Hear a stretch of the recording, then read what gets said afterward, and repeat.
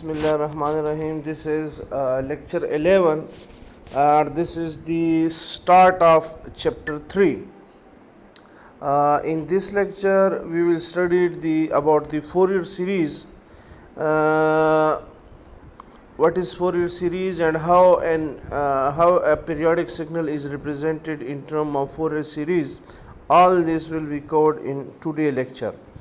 So, periodic signal can be represented as sum of sinusoidals or complex exponential of various frequencies like this.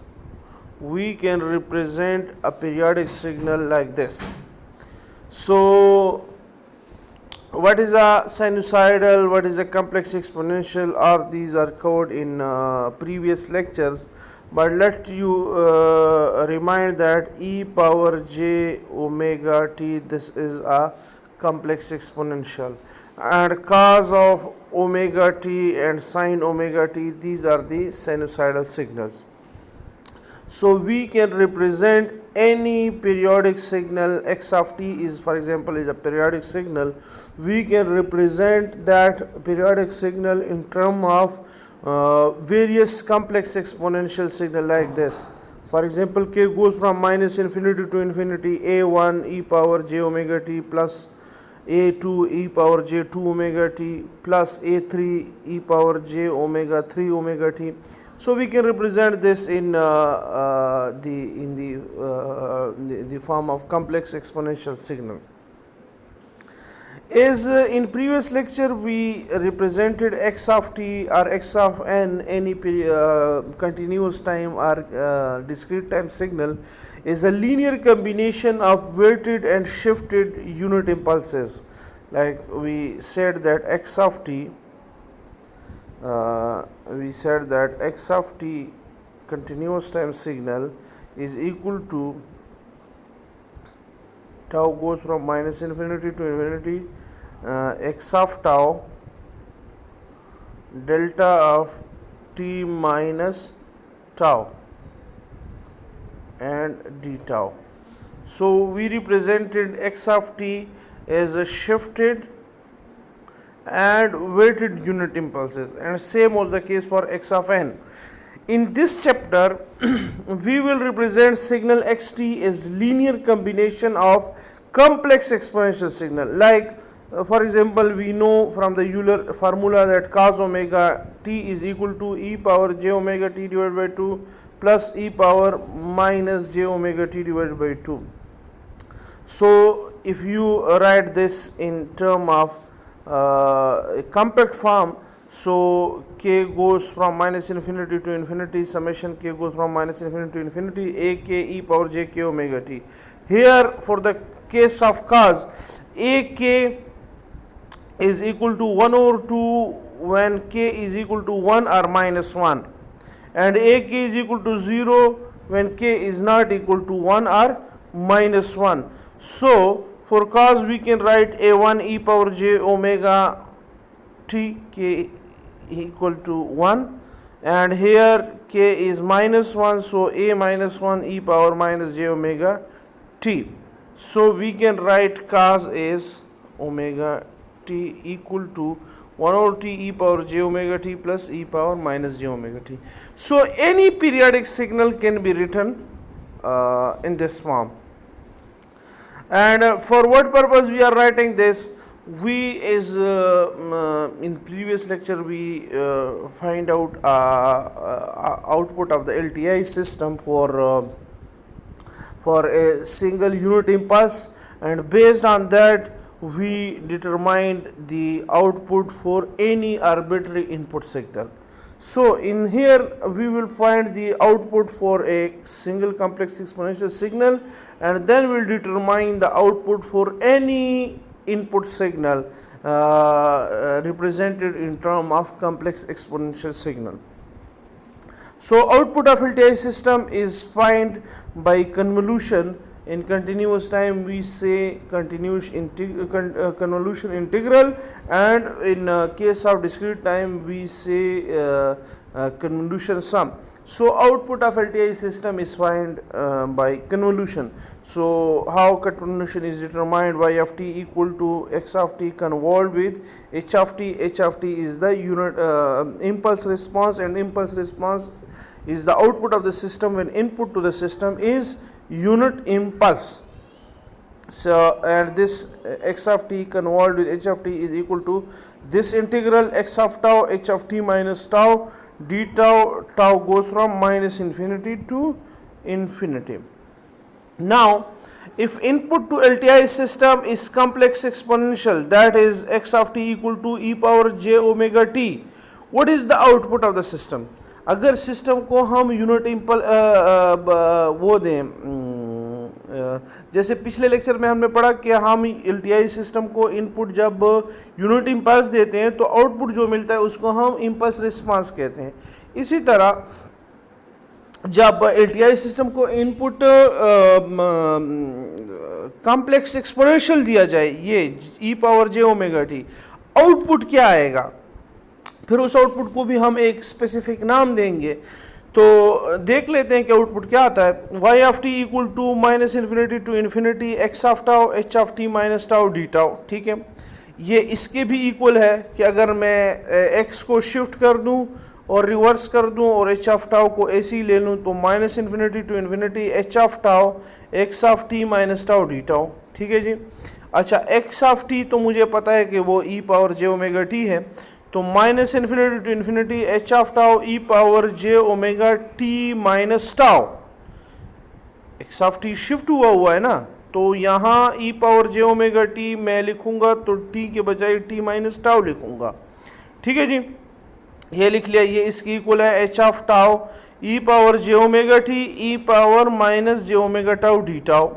अच्छा, अगर आप यहाँ देखें तो ये इंटीग्रेशन जो है विद रिस्पेक्ट टू टाउ हो रही है, तो t यहाँ पे ऐसा कांस्टेंट होगा तो e power j omega T को हम बाहर लिख लेंगे और ये आपके पास आ जाएगा minus infinity to infinity h of tau e power minus j omega tau d tau.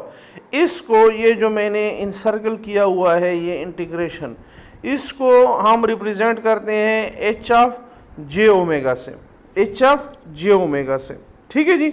और एच ऑफ जे ओमेगा किसकी इक्वल है? Integration minus infinity to infinity h of tau e power minus j omega tau d tau.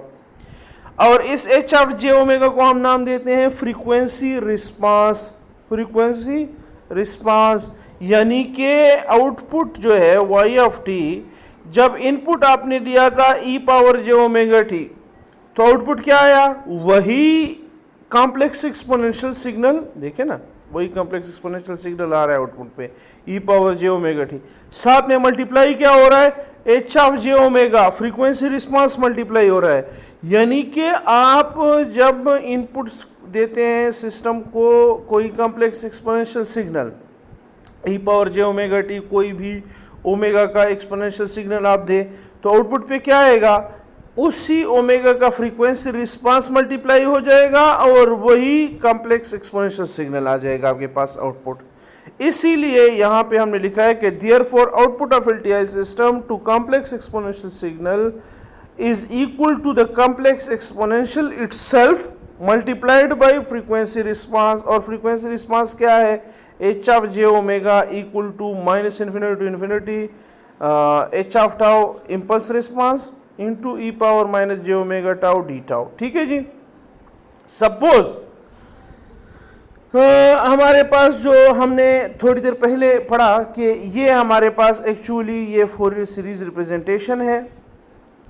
आगे हम जाके इसको detail से पढ़ेंगे कि अगर एक्स ऑफ टी हमें इसके इक्वल है, एक्स ऑफ टी ये है आपके पास, x of t equal to k goes from minus infinity to infinity a k e power j k omega T. Output क्या आएगा? तो अगर आप देखें ये चूंकि लीनियर सिस्टम का आउटपुट हम फाइंड कर रहे हैं, तो इसके लिए तो आउटपुट जो है ना, ये कॉम्प्लेक्स एक्सपोनेंशियल सिग्नल के लिए आउटपुट क्या होगा? वही complex exponential signal multiplied by frequency response, ये फ्रीक्वेंसी रिस्पांस मल्टीप्लाई हो रहा है जिस ओमेगा के की हम फाइंड कर रहे हैं, फॉर एग्जांपल के इज इक्वल टू 2 है तो एच जे ओमेगा 2 ई पावर 2 ओमेगा टी, ठीक है जी। की काम माइनस इन्फिनिटी टू इन्फिनिटी जा रहा है और ये चूंकि लीनियर है तो यहाँ शिफ्ट हुआ है इनपुट, तो ये आउटपुट भी एक के से शिफ्ट हो जाएगा, तो ये आपके पास आउटपुट आ गया इस इनपुट के लिए, ठीक है जी। अच्छा, एक एग्जांपल सॉल्व कर लेते हैं कि फॉर एग्जांपल y ऑफ t हमारे पास सिस्टम का इनपुट आउटपुट रिलेशन ये गिवन है y t equal to x of t minus tau, यानी कि जो आप इनपुट दे रहे हैं उसको 2 यूनिट डिले कर देता है। इम्पल्स रिस्पांस क्या होगा, ये होगा h of t equal to delta of t minus tau. ये जो है फ्रीक्वेंसी रिस्पांस हमने फाइंड करना है कि फ्रीक्वेंसी रिस्पांस क्या है, तो देख लें जी। फ्रीक्वेंसी रिस्पांस किसके इक्वल होता है, h of tau e power minus j omega tau d tau. H of tau तो हमने फाइंड कर लिया, क्या है delta of T tau minus 2 या टी माइनस 2 ई power minus j omega tau d tau, सही है जी। अच्छा, ये डेल्टा ऑफ टी माइनस 2 किसके इक्वल है, ये 0 की इक्वल है अगर टाउ 2 की इक्वल ना हो, और ये सॉरी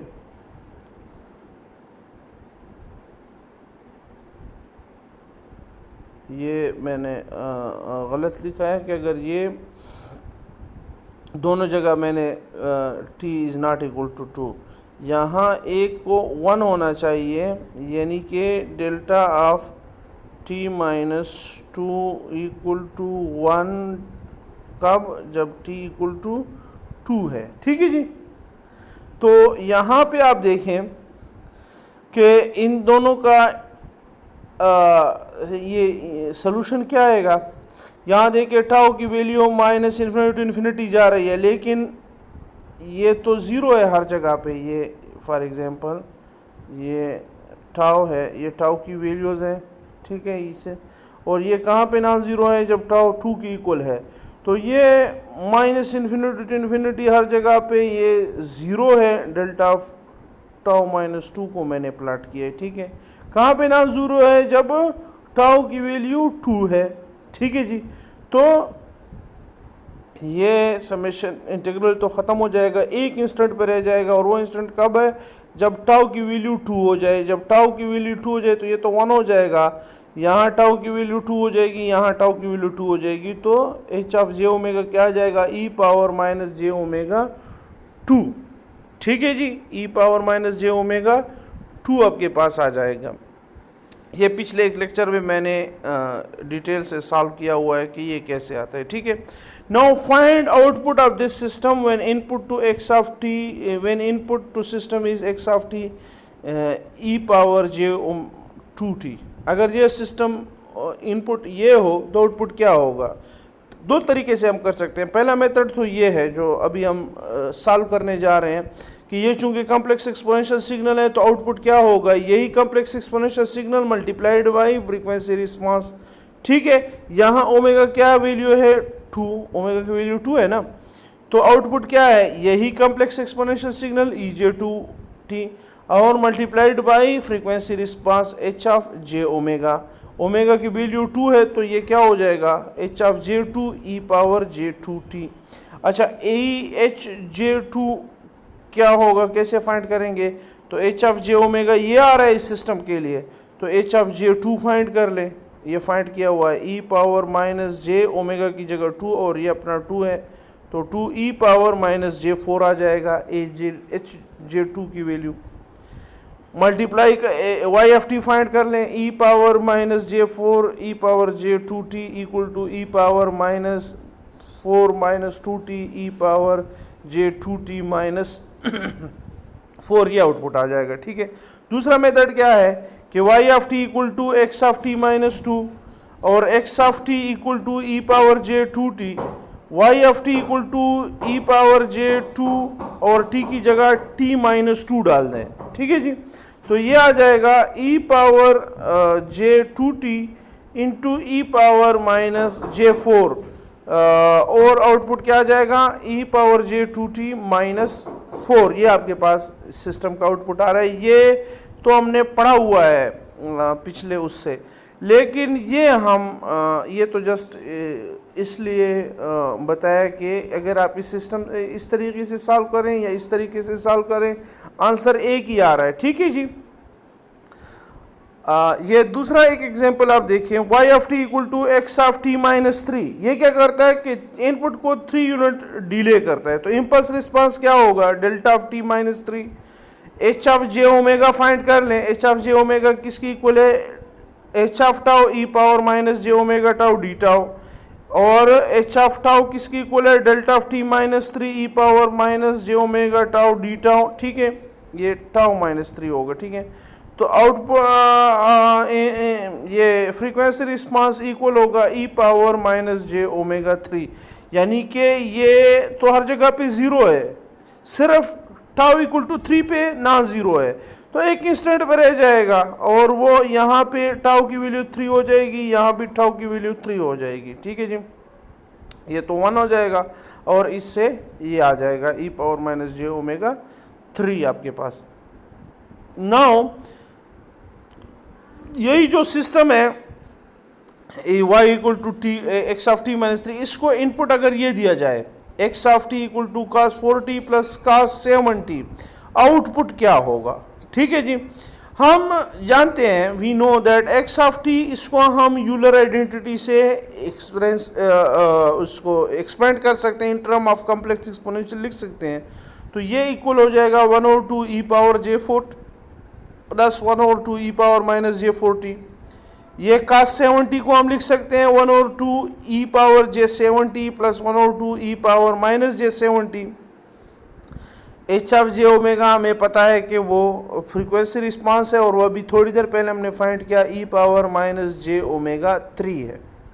ठीक है, आउटपुट क्या आएगा, आउटपुट फाइंड कर लें कि ये कॉम्प्लेक्स एक्सपोनेंशियल इनपुट हुआ इस सिस्टम का, तो आउटपुट क्या होगा, यही complex exponential signal multiplied by frequency response, और स्केल हुआ है 1/2 से, तो आउटपुट भी स्केल हो जाएगा। इसका आउटपुट क्या होगा, यही complex exponential signal E power minus J 4t multiplied by frequency response, और 1/2 से स्केल हुआ है, तो ये भी 1/2 से। इसके लिए क्या होगा, यही ई पावर जे 7t, ये देखें, और साथ में फ्रीक्वेंसी रिस्पांस ई पावर जे 7। ठीक है जी, और 1/2 स्केल हुआ है। इसके लिए क्या होगा, इसके लिए यही complex exponential signal multiplied by frequency response h of minus j 7, omega की वैल्यू -7 है, और 1/2। ठीक है जी, अभी frequency response h of j omega equal to e power minus j omega 3, अगर ओमेगा की वैल्यू 4 है तो यहाँ भी 4 डाल दें ओमेगा की जगह, और यहाँ भी ओमेगा की जगह 4 डाल दें। ठीक है, तो 1/t ई पावर माइनस जे 4, ये देखें ओमेगा की जगह 4 आ गया, और 3 तो अपना है साथ में, और multiplied by E power J 4t, फिर 1/t ई पावर माइनस, और यहाँ ओमेगा की वैल्यू -4 है, तो -4 multiplied by 3 E power minus J 4t, यहाँ पे 1/2 e power minus j 7 3 into e power j 7t plus 1/2 e power minus j 7, omega की value -7 into 3, ये वाला 3, ये ओमेगा है, ये 3 है, और ये माइनस अपना जो माइनस आ रहा है ये ओमेगा का माइनस है। ठीक है, e power minus j 7t solve करते जाएं, आपके पास ये एक्सपोनेंशियल में आप 1/2 ई पावर माइनस जे 12 जे 4 रीअरेंज कर लें, तो ये आपके पास आ रहा है कि 1/2 ई पावर जे 4t minus 3, 1/2 e power minus जे 4t minus 3 plus 1/2 e power j 7t minus 3 plus 1/2 e power minus j 7t minus 3, तो ये cos आ रहा है cos 4t minus 3 plus cos 7t minus 3, ये आपके पास आउटपुट आ रहा है। ठीक है जी, अच्छा अभी हम बढ़ने जा रहे हैं कि Fourier series representation of continuous time periodic signal. आप पीरियोडिक सिग्नल को in term of Fourier series कैसे रिप्रेजेंट कर सकते हैं? ठीक है जी, पीरियड, पहले हम थोड़े बेसिक जो कंसेप्ट हैं फंडामेंटल पीरियड का और जो कॉम्प्लेक्स एक्सपोनेंशियल सिग्नल है और harmonically related complex exponential signal है, इनको थोड़ा रिवाइज करके आगे फिर हम जाएंगे कि Fourier series representation continuous time periodic signal की कैसी होती है। तो पीरियोडिक सिग्नल क्या होता है? ये पीरियोडिक सिग्नल है कि अगर आप एक पीरियड का शिफ्ट उसमें ले आएँ तो वो सिग्नल वैसा की वैसे रहता है। ठीक है जी, ये स्टेटमेंट का मतलब ये है कि अगर एक्स ऑफ टी का आपके पास सिग्नल है, आप उसको शिफ्ट कर दें एक पीरियड से, ठीक है जी, या दो पीरियड का, लेकिन पीरियड से कम ना हो, ठीक है जी, कंप्लीट पीरियड। ये अगर यहाँ मैं एम टी लिख दूँ, एम कोई इंटीजर है तो भी ये ट्रू होगा। ठीक है जी, तो ये सिग्नल पीरियोडिक होगा विद पीरियड टी। टी क्या चीज़ है? टी कोई minimum positive non zero value, minimum positive non zero value, जो टी की वैल्यू पॉजिटिव भी है और कम से कम जो वैल्यू है टी की जिसके लिए ये इक्वेशन ट्रू है, which is satisfy above equation, this is the fundamental period of x T. T की ऐसी minimum positive non zero value जो ये इक्वेशन सेटिस्फाई करती हो, ये फंडामेंटल पीरियड है। अच्छा, ओमेगा नॉट फंडामेंटल फ्रीक्वेंसी कैसे फाइंड करते हैं?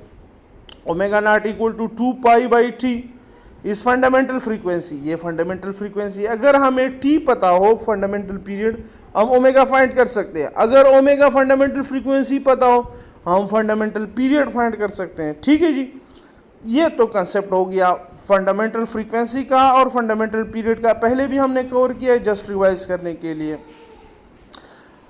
आगे हम ये रिवाइज कर रहे हैं कि we also study two basic periodic signal. कौन सी पीरियोडिक सिग्नल? जो बुनियादी पीरियोडिक सिग्नल है, x of t equal to cos omega not t, इसको हम कहते हैं sinusoidal signal. X of t equal to e power j omega not t, ये इसको कहते हैं periodic complex exponential signal. Both are periodic with fundamental frequency and omega not and fundamental period t. दोनों की फंडामेंटल फ्रीक्वेंसी ओमेगा नॉट है, देखें, और fundamental period क्या है? T equal to 2 pi by omega naught. अच्छा, ये किसके इक्वल है? ये आगे इक्वल होगा cos omega not t plus j sine omega not t. ठीक है जी, ये हमने कवर किया है, अगर थोड़ा आपको याद आ रहा है। अच्छा, ये एक और हम सिग्नल डिफाइन कर रहे हैं, वी के, वी ये सबस्क्रिप्ट में मैंने के लिखा हुआ है, t equal to e power j k omega not T.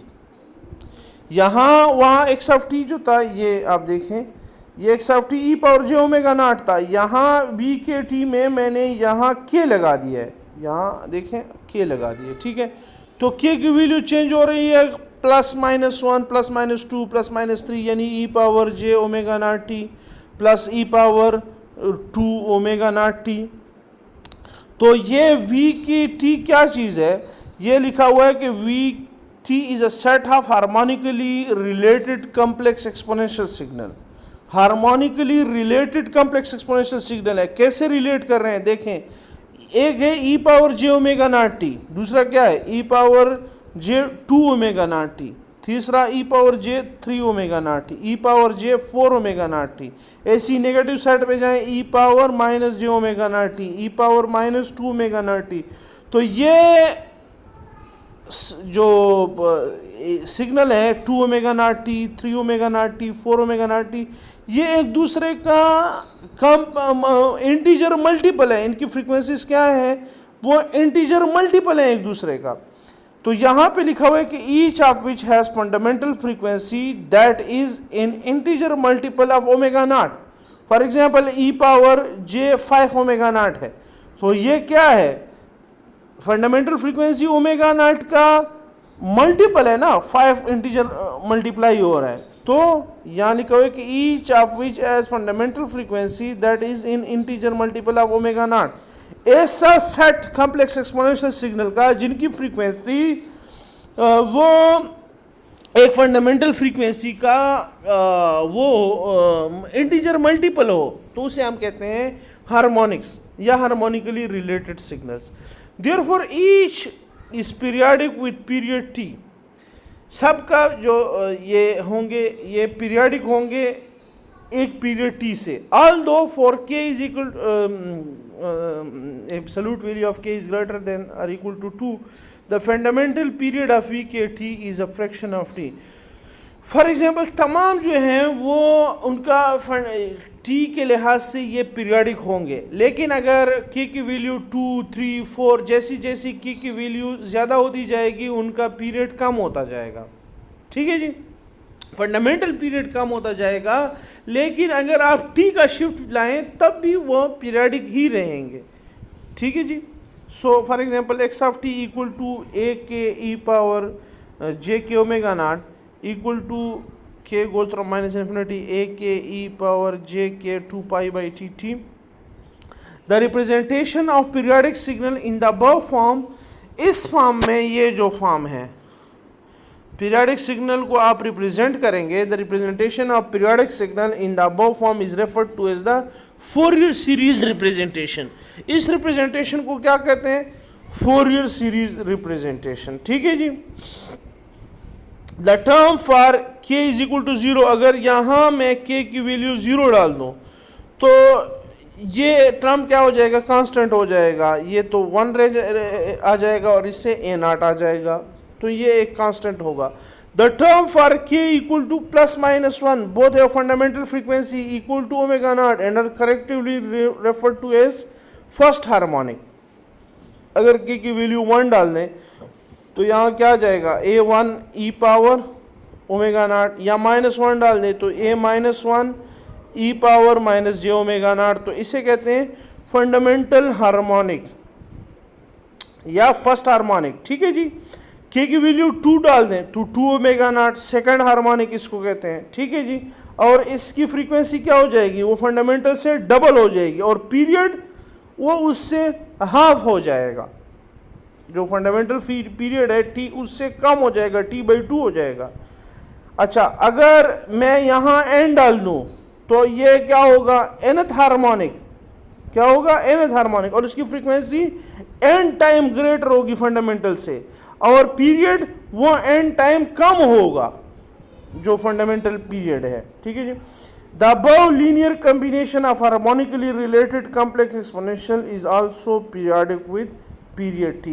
देखिए, अगर ये nth हार्मोनिक है तो इसका पीरियड वो क्या होगा? t/n होगा, यानी n टाइम वो पीरियड कम हो जाएगा, जल्दी जल्दी वो साइकिल कंप्लीट करेगा। ठीक है जी। लेकिन ये विद रिस्पेक्ट टू टी भी पीरियडिक होगा ना। अगर टी का शिफ्ट आ जाएगा तब भी ये पीरियडिक रहेगा। सही है जी, क्योंकि n जो है वो एक इंटीजर होगा। अच्छा, consider a periodic signal xt with fundamental frequency 2 pi. एक पीरियडिक सिग्नल है xt जिसकी फंडामेंटल फ्रीक्वेंसी 2 पाई है, यानी omega not equal to 2 pi. That is expressed in the form of in the form is given. इस form में वो represent किया हुआ है xt equal to k goes from -3 to 3 a के ई पावर j के 2 पाई टी। और ये हमें गिवन है a की वैल्यूज़ जो a0 equal to 1, a1 equal to a-1 और वो इक्वल है 1/4 के, a2 और a-2 की वैल्यू 1/2 हैं, और a3 और a-3 की वैल्यू वो भी सेम है, वो 1/3 है। तो हमने फाइंड करना है कि ये सिग्नल है क्या, एक्स ऑफ टी क्या चीज़ है। ठीक है जी। Rewriting and opening the summation, इस समेशन को ओपन कर लें तो क्या होगा? a-3 e power j -3 2 pi t plus e-2 e power k की जगह -2 डाल दें तो -j2 2 पाई टी। ऐसी a-1 ई power -j2 pi T, k की वैल्यू 0 डाल दें तो ये इससे तो 1 आ जाएगा, a0 आ जाएगा, प्लस a1 ई पावर j2 पाई टी, और ये a3 की वैल्यू डाल दें, a2 की वैल्यू डाल दें। ठीक है। rearranging and collecting each of harmonic component having same fundamental frequency, जिनकी fundamental frequency same है वो हार्मोनिक जो हैं उनको वो करने हैं कलेक्ट एक जगह लिख दे। तो 1/3 e power j6 pi t plus 1/3 e power minus j6 pi t plus 1/2 e power j4 pi t और ऐसे ये लिख लें। अच्छा यहाँ 1 आ रहा है तो 1 plus 1/4 e power j2 pi t plus e power minus j2 pi और ये लिख लें। तो ये आपके पास आ जाएगा। ये यहाँ अगर एक 2 मल्टीप्लाई कर दें तो यहाँ 1/2 रह जाएगा और ये क्या है काज है कास 2 पाई टी। ऐसे ही ये क्या हो जाएगा कास 4 पाई टी और ये 2 ऊपर मल्टीप्लाई कर दें नीचे मल्टीप्लाई कर दें 2/3 कास 6 pi T. So this is the example of an alternative form of for the Fourier series of real periodic signal। ये एक दूसरा फॉर्म आपके पास आ गया कि आप Fourier सीरीज इस तरह भी ये ट्रिग्नोमेट्रिक फॉर्म में भी इसको लिख सकते हैं। थोड़ी देर पहले हमने ये पढ़ा कि ये Fourier सीरीज रिप्रेजेंटेशन का फॉर्म है, ठीक है। अभी ये भी एक फॉर्म है Fourier सीरीज का जो इस एग्जांपल से समझ आ रहा है, ठीक है। ये आगे मैं एक्सप्लेन कर रहा हूँ कि दूसरा फॉर्म कैसे आ रहा है, ठीक है। Suppose x t is real, x of t एक रियल सिग्नल है, therefore x of x conjugate equal to x of t. ये एक्स के ऊपर जो बार आ रहा है ये क्या है एक्स टी का कंजुगेट है, ठीक है जी। कंजुगेट क्या होता है, फॉर एग्जांपल एक नंबर है z1 equal to 1 plus J, z1 का कंजुगेट क्या होगा 1 और जो इमेजिनरी पार्ट है वो क्या हो जाएगा माइनस। ये एक कॉम्प्लेक्स नंबर है, ये उसका क्या है कंजुगेट है। अगर z2 है एक नंबर उसका वैल्यू है 2 और z2 का कंजुगेट में ले लूं तो वो क्या रहेगा 2 रहेगा ना। तो अगर ये दोनों तब सेम होंगे जब ये इसकी वैल्यू रियल होगी, जब इमेजिनरी पार्ट साथ में होगा तो फिर ये सेम नहीं होंगी क्योंकि फिर वो इमेजिनरी पार्ट तो नेगेटिव हो जाता है। तो अगर सिग्नल रियल है तो ये दोनों सेम होंगे, ठीक है जी। इसलिए हम लिख सकते हैं कि x of bar of t equal to k goes from minus infinity to infinity a k conjugate e power minus j k omega not T. वैसे तो अगर इसकी जगह मैं होल कंजुगेट भी लिख लूँ फिर ये प्लस आएगा, ठीक है जी, क्योंकि ई power j k omega not का कंजुगेट क्या है e power minus j k omega not, ठीक है जी। क्यों, क्योंकि ये इक्वल है cos omega not t plus j sine omega not t. ये किसके इक्वल होगा cos omega not t minus j sine omega not t. तो ये जो है इसका कंजुगेट है, ठीक है जी। ये लिख लिया मैंने। अच्छा थोड़ी देर पहले हमने पढ़ा कि ये जो है कॉम्प्लेक्स दोनों सिग्नल कंजुगेट और ये आपस में इक्वल हैं चूंकि रियल हैं।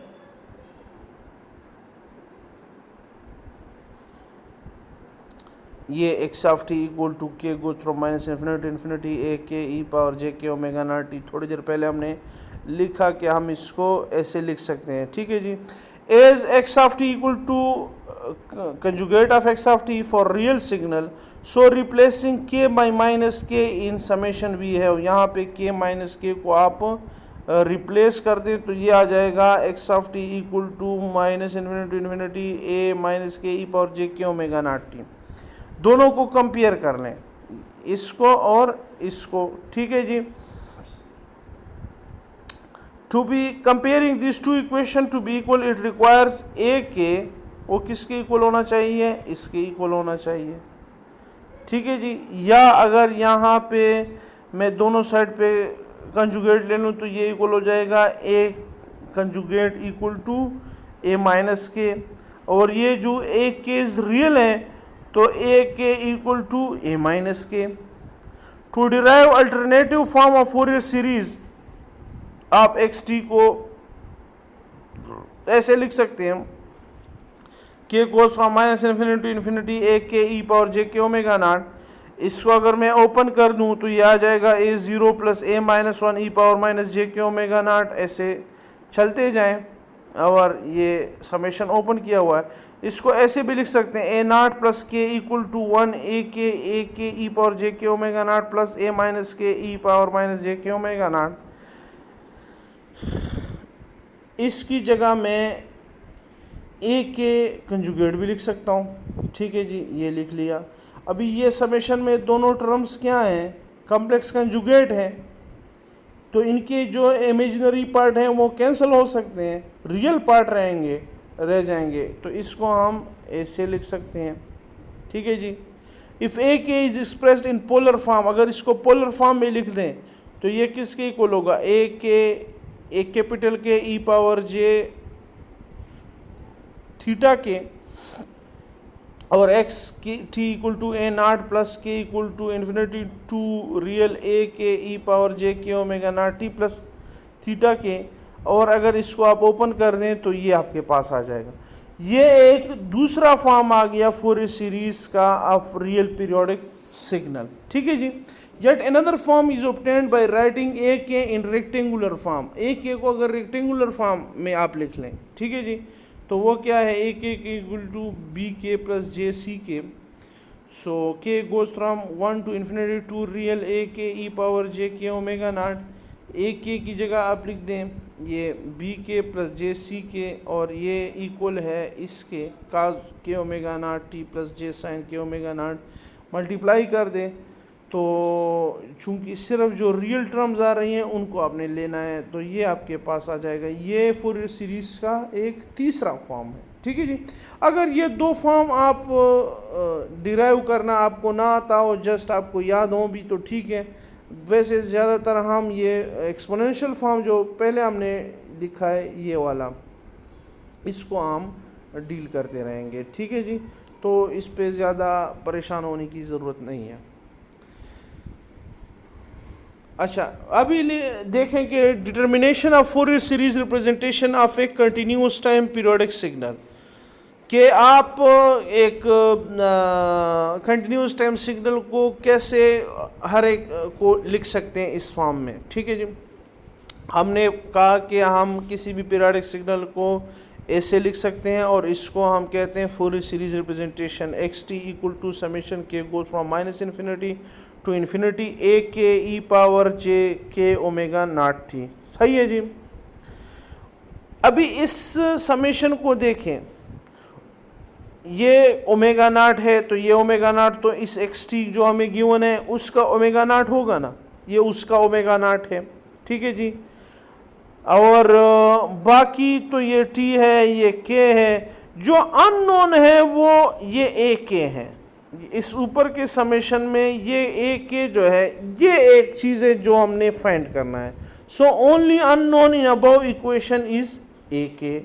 टू फाइंड ए के, और ए के को हम नाम देते हैं फोरियर सीरीज कोएफिशिएंट। ये शायद ये ए के को कहते हैं फोरियर सीरीज कोएफिशिएंट्स, ठीक है जी, इसको नाम दिया जाता है फोरियर सीरीज कोएफिशिएंट। शायद पीछे गुजर गया हो या नहीं गुजरा, तो भी आप याद रखें कि ये ए के को कहा जाता है फोरियर सीरीज कोएफिशिएंट, ठीक है जी। To find a k, that is Fourier series coefficient, multiply e power minus j n omega naught on both side. यहाँ पे भी e power minus j omega n omega not multiply कर दें, यहाँ पे भी मल्टीप्लाई कर दें, ये किया हुआ है, ठीक है जी। Integrating both hand side from 0 to t, एक टाइम पीरियड पे इंटीग्रेट कर दें, सो एक टाइम पीरियड पे इंटीग्रेट कर दें, ये किया हुआ है दोनों साइड को। T is fundamental period of x T, बिल्कुल जी, ठीक है जी। अच्छा, इसको रीअरेंज कर दें तो 0 t equal to 0 to t x of t e power minus j n omega naught d d t. Summation को आप इससे बाहर लिख लें, k goes from minus infinity to infinity a k, क्योंकि वो इंटीग्रेशन पर डिपेंड नहीं कर रहा, और 0 to t e power j k minus n omega not t d t. ठीक है जी। However 0 to t e power इस टर्म को देखें, यहाँ पे e power j k minus n omega not t d t equal to किसकी equal होगा, cos k n omega naught d t plus j sine k n omega naught d t. ठीक है, integration के end N both are integer. ये k और N क्या है, दोनों इंटीजर हैं। अभी अगर ये के और एन इक्वल नहीं होंगे, के और एन इक्वल नहीं होंगे, तो यहाँ से क्या आएगा, कोई एक इंटीजर आएगा ना, जे ओमेगा नॉट टी, या 2 आ जाएगा 2 ओमेगा नॉट टी, या -2 आ जाएगा -2 omega not T, 10 omega naught T. के की कोई वैल्यू होगी, एन की कोई वैल्यू होगी, दोनों इंटीजर हैं, तो कोई होल नंबर आएगा, कोई इंटीजर आएगा। ठीक है जी। तो होगा क्या कि अगर आप e power j 2 omega not t को इंटीग्रेट करें एक टाइम पीरियड पे, या e power j -5 omega naught को इंटीग्रेट करें, तो आंसर क्या आता है, 0 आता है। ठीक है जी। क्यों 0 आता है कि अगर आप इसको इंटीग्रेट कर रहे हैं तो जितना पॉजिटिव है जितना ही नेगेटिव इंटीग्रेट करेंगे तो नेगेटिव पॉजिटिव कैंसिल हो जाएंगे, 0 हो जाएंगे। ये हमने सॉल्व किया है, तो ये 0 आएगा जब के और एन इक्वल नहीं होंगे, और जब के और एन इक्वल हो जाएंगे तो यहाँ से क्या आ जाएगा, 0 आएगा, तो 1 रह जाएगा, और कांस्टेंट का इंटीग्रेशन क्या होगा, t, और t 0 to t, तो आंसर आ जाएगा 1t। ठीक है जी। इस पे थोड़ा आप सोचें तो क्लियर हो जाएगा आपको। Therefore k equal to n, k की वैल्यू n है, और यहाँ पे इस साइड पे जो है, इससे क्या आ जाएगा जनाब, इससे k और n की वैल्यू इक्वल हो गई। ठीक है जी। तो इससे, तो इस इंटीग्रेशन से क्या आ जाएगा, इससे तो t आ जाएगा। सही है जी। और k और n की वैल्यू जो है वो जब ये कब आ जाएगा, जब ये इक्वल होंगे, जब ये क्या होंगी, इक्वल होंगे, और साथ में मल्टीप्लाई हो जाएगा क्या चीज़, एक के, साथ में एक के मल्टीप्लाई हो जाएगा, यानी कि आप किस के को फाइंड कर रहे हैं, किस के को फाइंड कर रहे हैं। ठीक है जी। क्योंकि के की माइनस इन्फिनिटी टू इन्फिनिटी जा रहे हैं ना, तो के की सारी वैल्यूज के लिए तो ये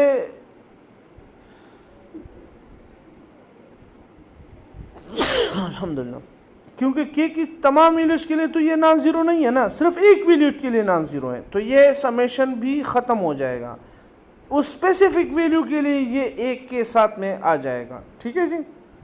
फॉर एग्जांपल के की वैल्यू 2 है, एन की वैल्यू भी 2 है, तो यहाँ साथ में ए 2 मल्टीप्लाई हो जाएगा ना, ए 3 अगर करेंगे तो के की वैल्यू 3 हो जाएगी, और एन तो 2 है, तो ये तो फिर 0 आएगा, तो समेशन ये ए 3 वाला वो भी 0 हो जाएगा, तो ये साथ में एक के मल्टीप्लाई हो जाएगा, वो समेशन जो है ख़त्म हो जाएगा। ठीक है, इसलिए यहाँ पे आ रहा है टी ए के, और इस टर्म पे तो वो साथ में एक्स ऑफ टी से e power j n omega not multiply हो रहा था, लेकिन एन और के इक्वल है तो एन की जगह हम के लिख लेते हैं। ठीक है जी। A k equal to 1 over t 0 to t x of t e power minus j k omega not T. अच्छा, ये आपके पास अभी फार्मूला आ गया फूरियर सीरीज कोफिशिएंट को फाइंड करने का। ये फूरियर सीरीज कोफिशिएंट को ऐसे फाइंड करते हैं, कैसे, एक टाइम पीरियड पे डिवाइड कर दें और एक टाइम पीरियड पे इंटीग्रेट कर दें उस सिग्नल को, साथ में ये ई power minus j k omega not t को मल्टीप्लाई कर दें। ठीक है जी। देयरफॉर एक्स टी क्या है, ये इक्वल होगा के goes from minus infinity a k e power j k omega not t. ये तो हमने पढ़ा कि ये फूरियर सीरीज रिप्रेजेंटेशन है, लेकिन अननोन इसमें एक के है और एक के को हम ऐसे फाइंड करते हैं। ठीक है, तो इस इक्वेशन को कहा जाता है सिंथेसिस इक्वेशन, और इस इक्वेशन को एनालिसिस इक्वेशन कहा जाता है। जस्ट आप नाम अगर याद रखना चाहिए समझने के लिए। ठीक है, यहाँ ये जो लिखा हुआ है नीचे टी, इसका मतलब है कि एक पीरियड पे आप इंटीग्रेट करने, वो पीरियड 0 टू टी भी हो सकता है, -t/2 टू t/2 भी हो सकता है, t/2 भी हो सकता है, ठीक है जी।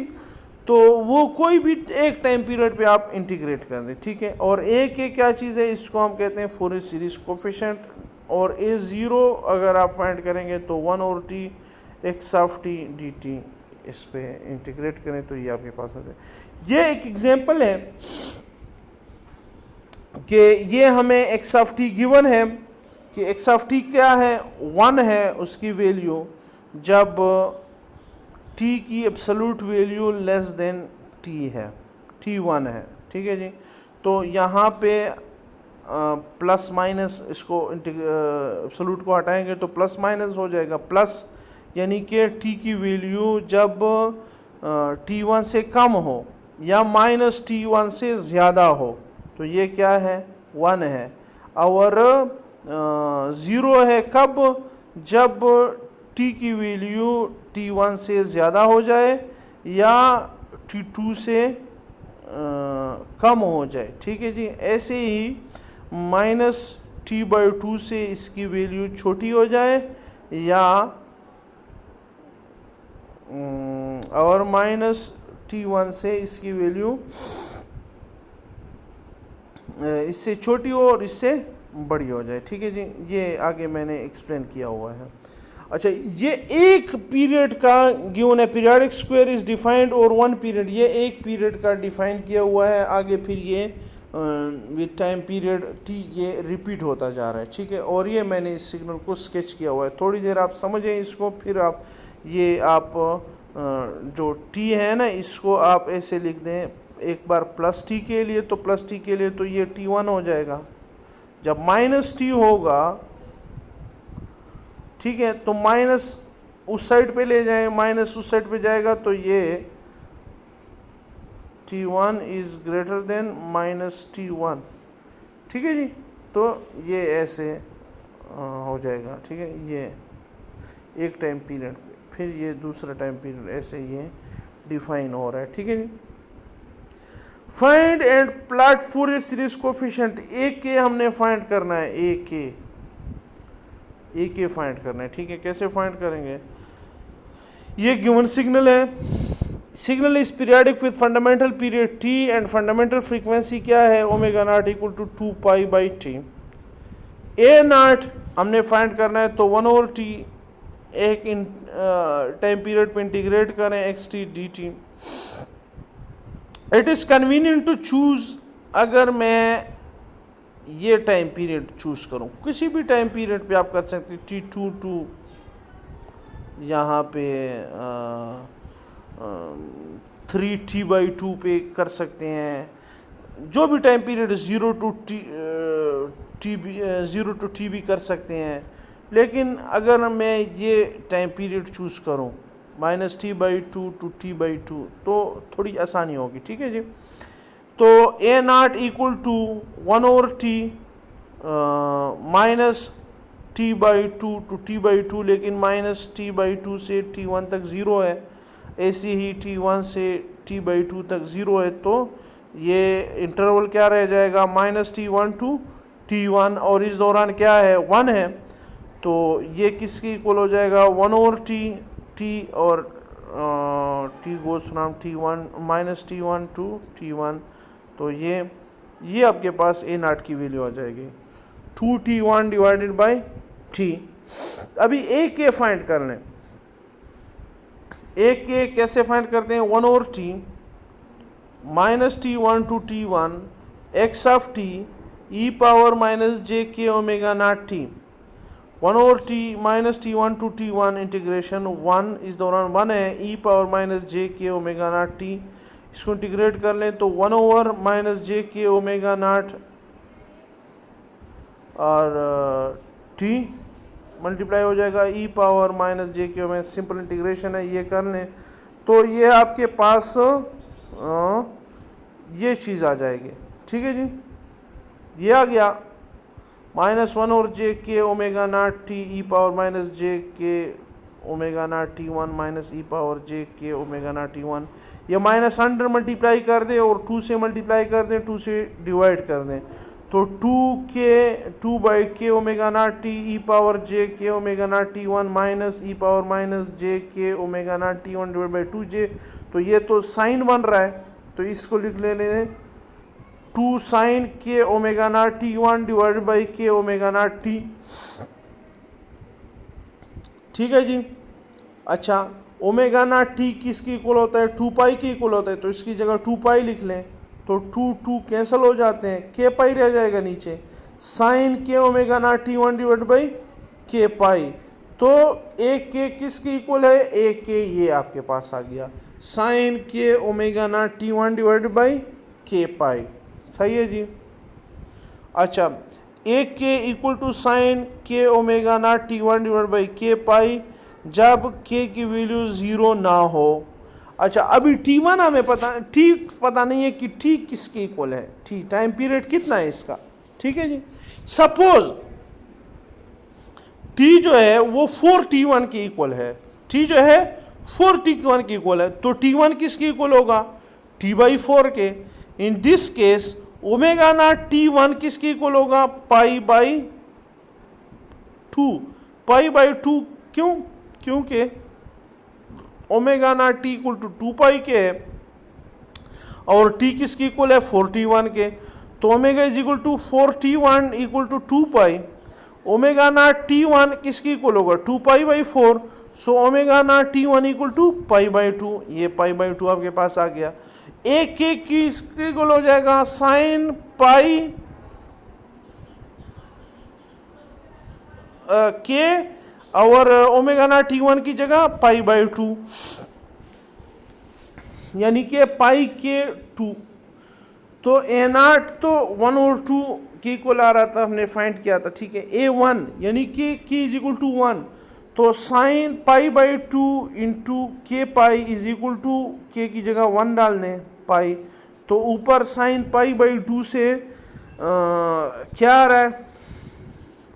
साइन पाई बाई 2 1 होता है, 1 और पाई, के की इक्वल टू माइनस 1 डाल दें, तो साइन माइनस पाई बाई 2 नीचे बी के की जगह माइनस 1 डाल दें, -1, तो इस ऊपर से -1 आ जाएगा, नीचे से माइनस, तो 1 और पाई। A2 के की वैल्यू 2 डाल दें, साइन 2 पाई बाई 2 और नीचे divide by 2 pi, 2 pi cancel हो जाएंगे, ऊपर साइन पाई किसकी इक्वल होता है? 0।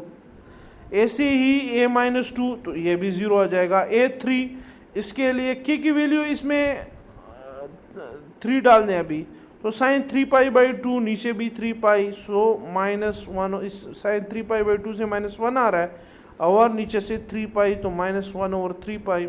ऐसे ही -3 से के A-3 वो भी -1 और 3 पाई आ रहा है। तो इवन नंबर के लिए के इवन नंबर के लिए ये 0 आएगा और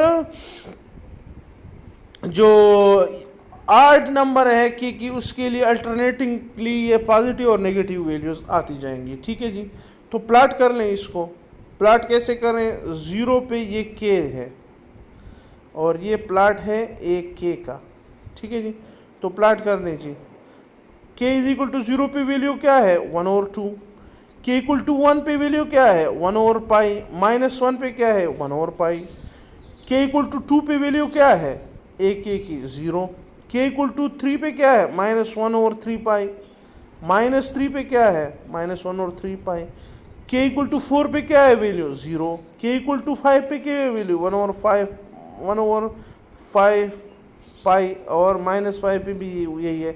6 पे अगेन 0 होगी, फिर 7 पे 1 ओवर -7 पाई और -7 पे, ऐसे ये चलते जाएं, तो ये एक के का प्लॉट है। तो अगर आप समझें, आपने सुना होगा time domain representation and frequency domain representation, वो जो के का xt का ये था, ये प्लॉट था ना xt का, तो ये xt का हम कह सकते हैं कि ये टाइम डोमेन रिप्रेजेंटेशन है, ये था। और ये जो है ये उसका फ्रीक्वेंसी डोमेन रिप्रेजेंटेशन है। क्यों? क्योंकि यहाँ पे हम देख रहे हैं कि इस सिग्नल में, इस x में कौन कौन सी फ्रीक्वेंसीज हैं, यानी कौन कौन सी फ्रीक्वेंसी के एक्सपोनेंशियल है, ये आप देख रहे हैं कि इस पे ज़ीरो कांस्टेंट टर्म भी है, 1 का भी एक्सपोनेंशियल है, ई पावर जे ओमेगा नाट भी है, e power minus j omega नाट भी है, ई पावर जे 3 ओमेगा नाट भी है, ई पावर माइनस जे 3 ओमेगा नाट भी है, ई पावर जे 5 ओमेगा नाट, यानी ये फ्रीक्वेंसीज हैं। तो ये फ्रीक्वेंसी रिप्रेजेंटेशन है इसका, ये इसका टाइम डोमेन रिप्रेजेंटेशन है। ठीक है जी, तो ये आप इस पे एग्जांपल सॉल्व कर लें। फोरियर सीरीज़ और फोरियर ट्रांसफॉर्म ये आपको बहुत आगे काम आएंगे और रिपीट होंगे, तो इसलिए ये ज़रूरी है इसको समझना। ये फोरियर सीरीज़ कोफिशिएंट का प्लॉट है और इसको हम कहते हैं frequency domain representation of x T, और वो जो पहला प्लॉट था वो टाइम डोमेन रिप्रेजेंटेशन था। Thank you.